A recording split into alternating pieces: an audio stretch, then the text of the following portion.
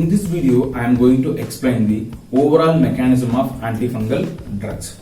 So before going to see the mechanism, we must know the some basic concepts about the fungi. Because once we are understood the concepts of fungi means very easy to remember and very easy to understand the mechanism of antifungal drugs. So first we can go for the basic concept about the fungi. The fungi, it comes under the eukaryotes. So eukaryotes means we know that it's having a definite nucleus.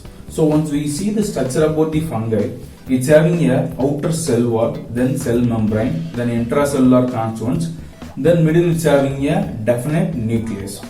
So the cell wall is responsible for the protect the fungi from the external condition. So the cell wall is made up of its unique material. The material is called as beta-1,3 glucan. So that beta-1,3 glucan is going to cross-link with another one material that called as chitin. So these are the responsible substances, the two substances beta-1,3 glucan and chitin. The both substances is going to attach together. That is responsible for the thick and strength cell wall. It's going to protect the fungi cell from the external condition. Then cell membrane. Here the cell membrane is having another one important material that is called as ergosterol. This ergosterol is going to helpful for to arrange the cell membrane. It's going to support the cell wall. The fungi cell is going to synthesize the ergosterol by own indigenous unique pathway. What is the pathway means? So in that pathway, the squalene is act as a raw material. So the squalene is converted into the squalene epoxide. The squalene epoxide is further converted into the lanosterol. That lanosterol is further converted into the ergosterol.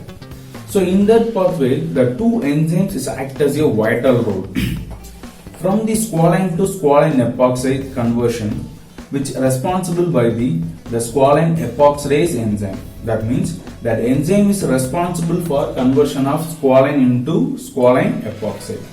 So after that, the squalene epoxide it's immediately is converted into the lanosterol. The lanosterol it's converted into the ergosterol. That ergosterol is going to attach with the cell membrane. So the lanosterol into ergosterol conversion, that conversion is catalyzed by another one important enzyme. That enzyme is called as 14-alpha-demethylase enzyme. That means the 14-alpha-demethylase enzyme responsible for conversion of lanosterol into ergosterol. So that is the unique indigenous pathway. So the next, the cell wall, then cell membrane, then intracellular constituents, then nucleus. We know that if any organism it comes into the some favorable environment, it started to multiply, it started to replicate, then it's going to produce a number of own identical cells. The same things is happening here also. So once the fungi cell it's invade into our body, it started to replication. So what is exactly replication means? It's nothing but it started to cell division process. So during cell division process, the single cell is going to divide into two different unique cells. So the two cells is having a same genetic information.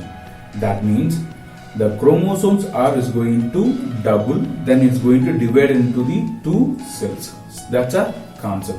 So during cell cycle process, the chromosomes R is going to double. That means the DNA is going to replicate, then the chromosomes become double. That's a concept. So the DNA is going to replicate. That is the first step. So what is DNA? The DNA is nothing but it is a sequence of purine and pyrimidine nucleotide. So the sequence is called as gene. So the gene is having all information about the fungi cell. At the end of cell cycle process, the chromosome is going to double. So now the chromosomes are double. So after that, the spindle, that means microtubules is going to attach the chromosomes, then it's going to cling the chromosome. Now the chromosomes are is going to cling and divided into two different cells. So now the two cells is having same genetic information. So that's a concept about the cell division process. So now we know the basic concepts about the fungi. Now we can come back to the antifungal drugs.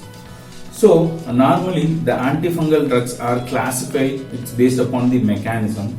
Maybe the drugs acting on the cell wall and cell membrane or nucleus. So now we know the basic concept about these three things. So first we can go for the drugs acting on cell wall. The drug is nothing but ignocandins. The drugs are capsofungin. So what's the mechanism? This ignocandin derivatives, we already say that the fungi cell wall is made up of some unique material that is called as beta-1,3. The beta-1,3 glucan is synthesized by own with the help of some unique enzyme. That enzyme is called as beta-1,3 glucan synthase enzyme. So our drug capsofungin is going to inhibit that specific enzyme which one is responsible for synthesize the beta-1,3 glucan. So once the beta-1,3 glucan is not available, means automatically the cell wall is become weak, or easily the fungi is going to die. That's a mechanism. So the second category of drugs, the drugs acting on cell membrane. So already we know that for cell membrane the essential constituents is ergosterol. What are the drugs is going to act on the cell membrane? These are the drugs is going to target the ergosterol. So the first drug, it's amphotericin. So this amphotericin is going to bind with ergosterol to make a pore. So once the pore formation is happen, automatically the intracellular constituents is started to leak out, lead to cell death. That's a concept. Then another category drug is there, that is azole derivative drugs, triazole compounds or imidazole compounds, ketoconazole, fluconazole, itraconazole, then chlorotrimazole. These all drugs. These drugs also is going to target the ergosterol, but here it's going to inhibit the ergosterol biosynthesis process. I already say that for fungi is capable to synthesize the own ergosterol. It's used as a squalene as a raw material. So the squalene is converted into the squalene epoxide. Then further it's converted into the lanosterol. That lanosterol is converted into the ergosterol with the help of 14-alpha demethylase enzyme. These are azole derivative drugs. It's going to inhibit the enzyme. Which enzyme? 14-alpha demethylase enzyme. So the lanosterol it can't able to convert into the ergosterol. So it's directly inhibit the ergosterol biosynthesis. So once ergosterol is not available, the cell membrane is become weak, it lead to cell death. That's a mechanism. The next category drug is there, that is allylamine category drugs. The drug is terfenadine. What is the exact mechanism of terfenadine means? This terfenadine also is going to inhibit the same pathway, but it's targeted with some other enzyme. That enzyme is squalene epoxide, because that enzyme is responsible for formation of squalene epoxide. Then further it's converted into the lanosterol. So this terfenadine is going to inhibit the first step of ergosterol biosynthesis. So the net result, it's inhibit the ergosterol biosynthesis. So that's a concept. So now cell wall is over, cell membrane is over. The next one is nucleus. So the next category drugs is acting on the nucleus. So here the two category drug is there. So the first category drug is going to attack the cell division process. That means exactly the chromosome division process. The another one category drug is that it simply is going to inhibit or hinder, otherwise misread the DNA replication process. So first we can go for that category of drug. The drug is nothing but flucytosine. So the flucytosine, it comes under the pyrimidine analog category. So it's same mimic the pyrimidine nucleotide. So during DNA replication process, instead of the real nucleotide, our flucytosine, it's converted into the active metabolite. So it's mimic the pyrimidine analog. So instead of pure pyrimidine analog, our drug flucytosine is going to bind with the DNA chain. So it's lead to the misreading It's lead to termination of DNA replication process. That's a mechanism. The last one is it's going to inhibit the cleavage of chromosome.